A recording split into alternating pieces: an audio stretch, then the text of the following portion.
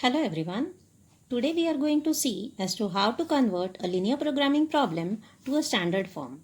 So for doing so, what we need is to check whether the problem given to us contains only these three, or first thing, it is a purely a maximization problem.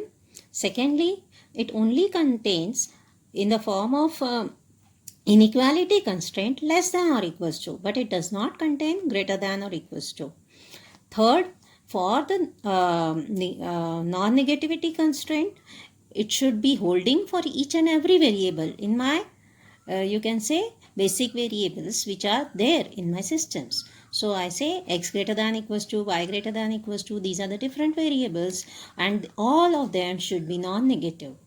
That constraint should be given to me. If it is not given for any variable, then we say that it is not in the standard form. So say for example, I am given a minimize the problem with an example which we will see now is a minimization problem which consists of three variables x, y and z. For among these three variables, if you closely look at the last constraint, you can find that x and y, yes, both are only said to be greater than equals to 0. Means it is a non-negativity. They are non-negative. They can be 0 or they can be positive. So it is a non-negativity constraint. But for z, there is no non-negativity constraint. So we need to handle that case. Secondly, as it is a minimization problem, we want that for LPP to be in the standard form, it should be a maximization problem. So that also is not true. Secondly, what is the third case being violated? With which constraint? Whether first constraint conforms to our standard form? Yes, because it is less than or equals to, it's fine. However, the second constraint has inequality which is greater than or equals to. But we said that it should have only less than equals to constraint. So that is also getting violated. So now let us have a look at how we can handle each of these cases one by one. Here the third constraint, you have an equality constraint. That also we will handle in the upcoming cases being handled one by one. So over here, see, we'll only first focus upon the given problem and we'll see that first case. Which is the first case being applied? So we say that the first case being applied is for converting a minimization problem to a maximization problem. So what we need to do? We say that negate each and every coefficient in the objective function. How can we do that? We say that because my objective function which was given to me was 2x plus 3y minus 4z. So negating each and every term in the objective function gives me minus 2x minus 3y plus 4z. With the same constraint, no change in the constraints, the same constraint would be rewritten. Or you can just say that there is no change in any other constraint when we are handling case 1, which is converting my minimization problem to a maximization problem. Now, with this as my new objective function, let us move on to see what could be the second case which I can apply. So, for that purpose, we say that I have one of the constraint which is of the form equals to some constant or equals to 0. Equals to constant or equals to 0. You can have 0 replaced by a constant. No issues. So, what we can say in that case, if some function is equating to 0 or some constant value, it means that that particular function is less than or equals to 0 and is also greater than or equals to 0. If I say that both these would be confirmed, meaning thereby if some function of x is also conforming to less than equals to 0 and also conforming to greater than equals to 0, meaning thereby it is actually, yes, fx equals to 0. But we'll replace that fx equals to 0 with two constraint fx less than equals to 0 and fx greater than equals to 0. So see, because of this, how will my function or program change? So over here, the objective function is the same which we had handled in case 1, which is minus 2x minus 3y plus 4z. However, subject to constraint C1 in the problem remaining as it is, C2 in the problem remaining as it is. What about C3? We say that C3 corresponds to y minus 3z equals to 500. So that y minus 3z equals to 500 will be replaced by y minus 3z greater than equals to 500 and y minus 3z less than equals to 500, meaning thereby actually y minus 3z equals to 500. So before we had only 3 constraints over here. Now I have 4 constraints over here. Is it okay? Now, so we have seen 2 cases. The first case, which handles converts the minimization problem to the maximization problem. Case 2 is the one in which I have an equality constraint, where I have, for each equality constraint, I will replace that constraint with 2 constraints, one with less than or equals to that value and greater than equals to that value. The third constraint, it is related to having the inequality constraint less than or equals to having the inequality constraint greater than equals to in it. So what we need to do, this is less than equals to is required, but this is not required. So in order to get rid of this greater than equals to, what we do is, we don't want it. So what we do is, we negate each coefficient in that constraint.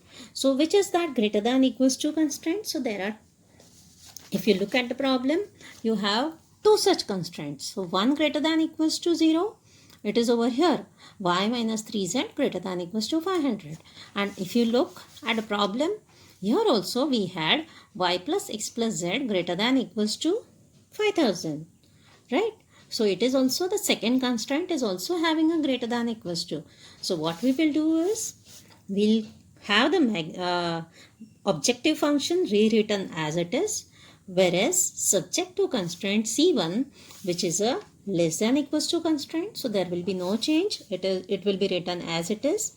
However, the second constraint, which was y plus x plus z greater than equals to 5000, I'll negate each and every term and replace that greater than equals to with a less than or equals to. So minus y minus x minus z less than or equals to minus 5000. If you think of it closely, see over here why it is true. The reason for it being true is 2 plus a, if I say that it is greater than equals to 10, so the simple values what could be the possible values of a? A can hold all values from 8 onwards. So similarly, they are the different 8, 9, 10, all values will be the ones for which this inequality will be true. So negating each terms, let us see, and replacing that greater than with a less than equals to, what we get? We get minus 2 minus a less than or equals to minus 10. Now also the same values of a will hold true. When a is 8, you will get minus 10.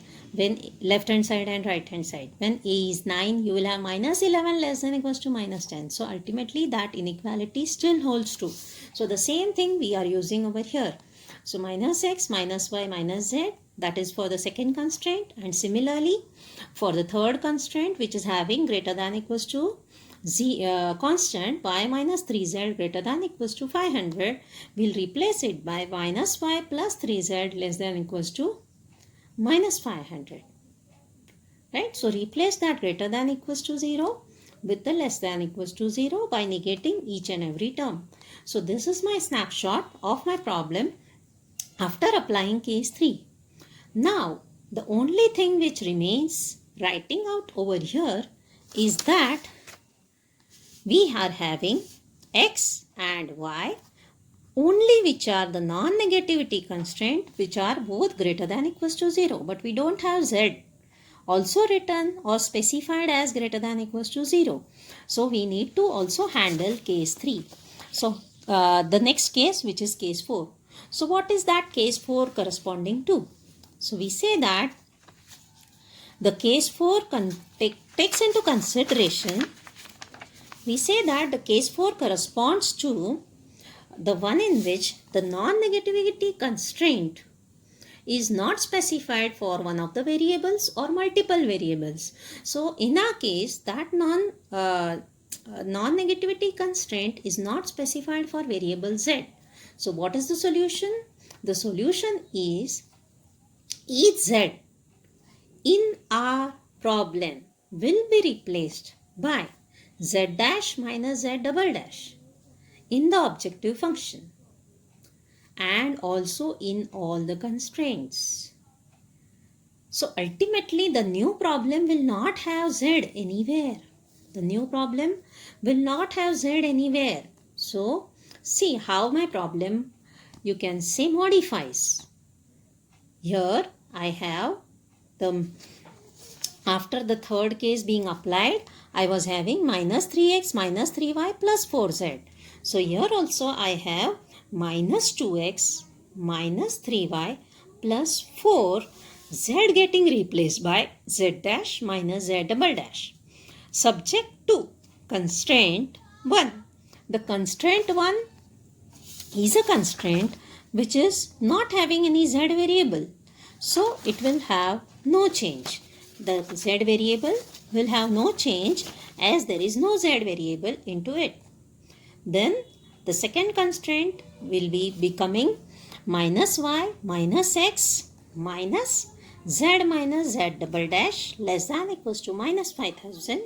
Similarly, y minus 3z less than equals to constraint is there. So 3z replaced by z dash minus z double dash.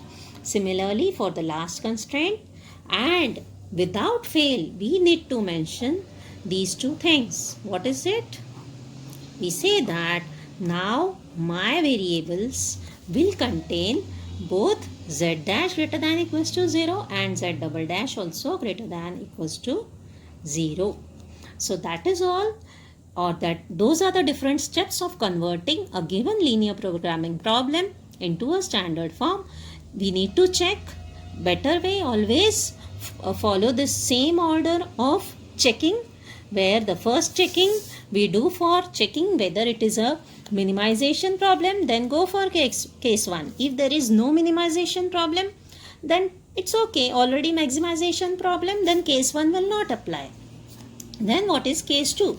So case 2 is related to if you have an equality constraint, then better way, replace it with two constraints. So less than equals to 0 and greater than equals to 0 or constant. So we have replaced that single constraint with two constraints with the same variables and same terms. The third constraint or third case corresponds to having a greater than equals to 0, greater than equals to constraint instead of a less than equals to constraint. So we need to make that replacement. So in order to do it, just negate each coefficient in that constraint. So we had obtained this solution. And the last thing which we need to check is whether for each and every variable in my problem I have a non-negativity constraint given. If it is not so, then I will have this fourth step which will convert or replace each and every existence of that z, occurrence of z, into z dash minus z dash double dash. Okay, so that is being done over here. So this is my final solution. Thank you.